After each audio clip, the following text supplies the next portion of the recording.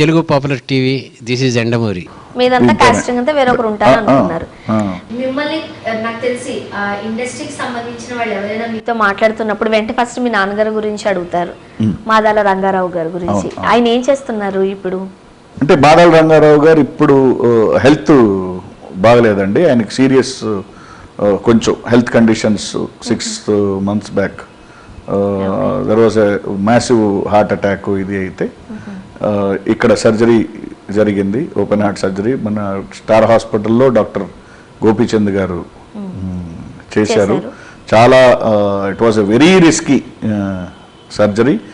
And అంటే there was no hope. అది చేయకపోతే ఇక బ్రతికే ఛాన్స్ లేదు. అంతటి క్లిష్టమైన పరిస్థితిలో డాక్టర్ గోపీచంద్ గారు వారి టీం మొత్తం they did a miraculous surgery. And ఆయన కోలుకుంటున్నారు. మీకు తెలిసిందే, సర్జరీ తర్వాత బెడ్ రెస్ట్ అవసరం, ఆల్ నెసెసరీ స్టెప్స్ ఒక సంవత్సరం పాటు కానీ 7-8 నెలల పాటు తీసుకోవాలి. సో ఆ నెసెసరీ స్టెప్స్ అన్ని తీసుకుంటున్నాం. ఆయన ఆరోగ్యకరంగా అయ్యి మళ్ళీ జనాల్లోకి వస్తారు. వైనాట్ ఎందుకు? నేను సైతం చేసినప్పుడు చాలా రోజులు 10 years ఆయన పిక్చర్స్ చేయలేదు. మళ్ళీ నేను సైతం అని పిక్చర్ స్టార్ట్ చేసినప్పుడు అందులో బ్రహ్మాండమైన పాత్ర వేశారు. మీకు సజెషన్స్ ఇస్తూ ఉంటారా? నాన్న ఇలా ఉండాలి, ఇవి చేస్తే బాగుంటుంది, ఇట్లా మీకు సజెషన్స్ ఇస్తారు డెఫినెట్ గా. అందులో అండ్ వైడ్ వెరైటీ ఆఫ్ సినిమాని చూసిన ఇంప్రెషన్ కదా. సజెషన్స్ ఇలా ఉంటే బాగుంటుంది, ఇలా ఉంటే బాగుంటుంది అని డెఫినెట్ గా ఇస్తారు. అండ్ నేను సైతంలో వాజ్ రీఎంట్రీ. ఆయన 15-20 minutes బ్రహ్మాండమైన పవర్ఫుల్ పాత్ర చేశారు. మీరు నాన్నగారు ఎస్పెషల్లీ కమ్యూనిస్ట్ భావాలు కలిగిన అభిప్రాయాలు ఉంటాయి మీకు, రైట్? అసలు కమ్యూనిస్ట్ భావాలు ప్రజల్లోకి వెళ్ళాలి, లేకపోతే ప్రజల్ని చైతన్యవంతులు చేసే విధంగా కూడా ఉంటాయి. అండ్ మీరు ఇప్పుడు కమ్యూనిస్ట్ పార్టీలో ఒక యాక్టివ్ లీడ్ రోల్ కూడా మీరు ప్లే చేస్తున్నారు అని తెలిసింది. ఏం చేస్తున్నారు మీరు? అంటే మీరు అన్నట్టే I'm very active in all progressive agitations and all agitations. ప్రజల పక్షాన ఉండి ప్రజల బాగు కోసం, ప్రజల చైతన్యం కోసం చేసే కమ్యూనిస్ట్ పార్టీ చేసే అన్ని యాజిటేషన్స్లో నేను పాల్గొంటుంటాను. ఇప్పుడు ప్రత్యేక హోదా కోసం పాదయాత్ర Anantapur to Srikakulam left parties అన్ని కలిసి చేస్తే నేను పాదయాత్ర చేశాను. అలాగే ఈ రాష్ట్రంలో మహాజన పాదయాత్ర తమ్మినేని వీరభద్రం గారు ఇదే మహాజన పాదయాత్ర చేశారు ఎస్సీ ఎస్టీ బీసీ మైనార్టీ వర్గాల కోసం. వారితో కలిసి వాక్ చేయటం, పార్టిసిపేట్ చేశాం. అలాగే చాడా వెంకటరెడ్డి గారు పోరు బాట అని సామాజిక తెలంగాణ కోసం అన్ని కార్యక్రమాల్లో I play an active role and I'm the lead campaigner for all left parties and the state and both the states. ప్రజా కళాకారుడు అనేవాడికి ఆ రాష్ట్రం ఈ రాష్ట్రం అనేది ఏమి ఉండదు. I belong to both the states. అంటే చాలా కార్యక్రమాల్లో మీరు పాల్గొన్నారు, చాలా కార్యకలాపాలు చేపట్టారు. అంటే మీ ఎయిమ్ ఏంటి? అంటే మెయిన్ ఎయిమ్ ఏంటంటే వామపక్ష పార్టీలన్నింటినీ ఐక్యం చేయాలి. వామపక్ష పార్టీలు ఒక్క మన దేశంలో మాత్రమే 7 ఎర్ర జెండాలు, సిపిఐ అని సిపిఎం అని ఇలా లెఫ్ట్ పార్టీస్ అన్ని డివైడ్ అయ్యి ఉంటాయి. బయట దేశాల్లో ఒకే ఎర్ర జెండా ఉంటుంది, ఒకే కమ్యూనిస్ట్ పార్టీ. సో ఒకటి మన దేశంలో వామపక్ష పార్టీలని యునైట్ చేయాలి, మన రాష్ట్రాల్లో యునైట్ చేసి వీళ్ళు ఏ రోజైతే సామాన్యుడికి భరోసా ఇస్తారో వీఆర్ యునైటెడ్ అని, ఆ రోజు శక్తి పెరుగుతుంది. అలాగే మీకు జనరల్గా తెలుసు there were only 2 parties independence movement దగ్గర నుంచి, ఒకటి కాంగ్రెస్ పార్టీ, ఒకటి కమ్యూనిస్ట్ పార్టీ. ఈ తర్వాత మధ్యలో చాలా పార్టీలు వచ్చాయి, పుట్టాయి. నేను చాలా మీటింగ్స్కి ఆల్ ఓవర్ ది స్టేట్ తిరుగుతుంటాను కదా. నేను కామన్ మ్యాన్ అడుగుతుంటా, ఏమయ్యా మీరు మీటింగ్లు పెడితే జనాలేమో కుప్పల్లో లక్షల్లో వస్తారు, మరి కమ్యూనిస్ట్ పార్టీకి ఓట్లు ఎందుకు వేయరు అని. వాళ్ళు అంటారు, అన్న ఈ కమ్యూనిస్ట్ పార్టీ నుంచున్నే 6-7 సీట్లు 10 సీట్లు 15 సీట్లతో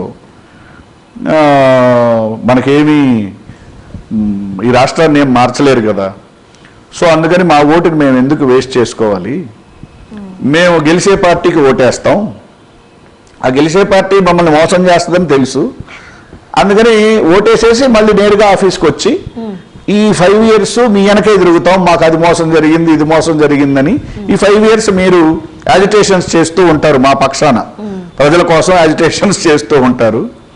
మళ్ళీ ఎలక్షన్స్ వస్తాయి, మేము ఆ పార్టీకి ఓటేస్తాం, మళ్ళీ ఈ 5 ఏళ్ళు పోరాటాలు మీరు చేస్తూ ఉంటారంటే అంటే మీ మీ అభిప్రాయం ఏంటి? కమ్యూనిస్ట్ పార్టీలు అనేవి ఊరినే పోరాటాలు చేస్తూ ఉండాలి, మీరు మాత్రం ఓట్లు మాత్రం వాళ్ళకి వేస్తారా అంటే 10-15 సీట్లతో ఏమీ చేంజ్ చేయలేరు కదా.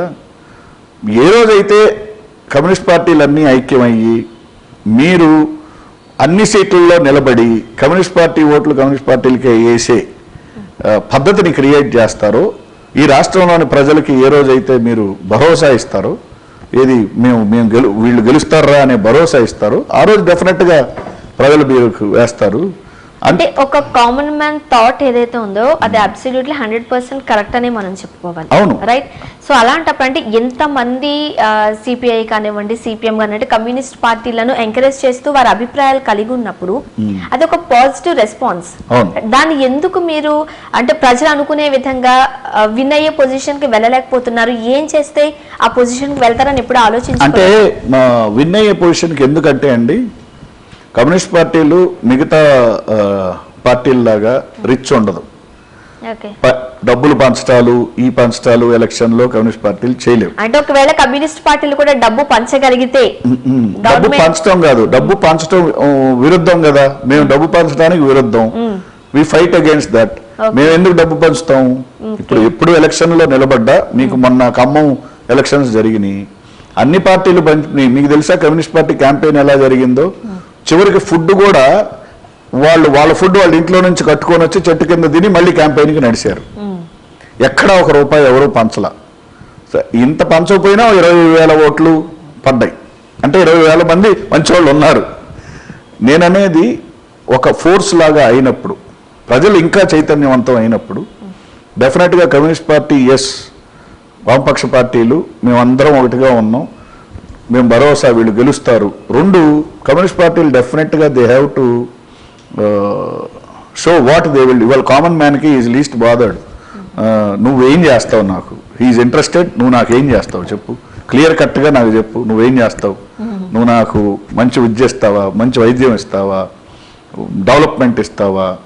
So they have to be very clear in there manifesto telling that నేను కామన్ మ్యాన్కి ఈయన అది చేశాడు, వాళ్ళు ఇది చేశారు కాదు. వామపక్ష పార్టీలు ప్రజలకు ఏం చేయబోతున్నాయి, మీరు అధికారంలోకి వస్తే ఏం చేస్తారు అనేది పుట్ ఫోర్త్ చేయటంలో క్లియర్గా ఉండాలి వామపక్ష పార్టీలు. 1. 2 కామన్ మ్యాన్కి భరోసా ఇవ్వాలి, వీళ్ళు గెలుస్తారా, వీళ్ళు అన్ని ప్లేసెస్లో నుంచుంటున్నారు అనే భరోసా ఇవ్వాలి. సో ఆ రోజున ఏ రోజైతే కామన్ మ్యాన్ రియలీ భరోసా ఇస్తారో, 2 ఇంకోటి ఏమో జరుగుతున్నాయి మీకే తెలుసు. ప్రతిసారి ఇదేమో ప్రపంచ పార్టీ, 120 దేశాల్లో ఉన్న పార్టీ. అంటే జనరల్గా నేను అనేది ఏంటంటే ఒక ప్రాంతానికి చెందిన పార్టీలు ఉంటుంది, ఒక రాష్ట్రానికి చెందిన పార్టీ ఉంటుంది, ఒక దేశానికి చెందిన పార్టీ ఉంటుంది. మీరు ఎక్కడైనా యావత్ ప్రపంచంలో ఉన్న పార్టీని చూసారా? యావత్ ప్రపంచం. ఇప్పుడు కాంగ్రెస్ పార్టీ ఉందండి ఈ దేశం వరకు, ఇంకో పార్టీ ఉంది ఈ రాష్ట్రం వరకు, ఇంకో పార్టీ ఇంకో రాష్ట్రం వరకు.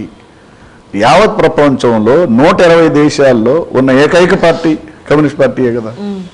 మరి ఇటువంటి ప్రపంచ పార్టీని అప్పుడప్పుడు సీట్లు సర్దుబాటు కోసం ఆ పార్టీతో ఆ పార్టీకి తోక పార్టీగా, ఈ పార్టీకి తోక పార్టీగా వెళ్ళటం కూడా జనరల్ గా అది కూడా బాగా దెబ్బతీసింది కమ్యూనిస్ట్ పార్టీ. ఎన్టీఆర్తో ఎట్లా పొలిటీషియన్స్ తో ఉన్నటువంటి సాధ్యం కాదండి రామారావు గారితో. లక్ష్మీపార్వతి గారిని ఇంటర్వ్యూ చేసినప్పుడు కూడా ఇదే ప్రశ్న. కుట్ర NT Rama Rao such a great personality. ఆయనకి వ్యతిరేకంగా ఎవరు చేసినా లక్ష్మీపార్వతి కోసం అన్ని వదిలేశారు. లక్ష్మీపార్వతి నా భార్య అన్నాడు, నా భార్య కోసం ప్రభుత్వాన్ని పోగొట్టుకున్నాడు, పార్టీని పోగొట్టుకున్నాడు, చివరికి ప్రాణాలు పోగొట్టుకున్నాడు. కేసీఆర్ కు బద్ధశత్రువు అని చంద్రబాబుని గెలిపించారు. కనబడని శత్రుత్వం డెఫినెట్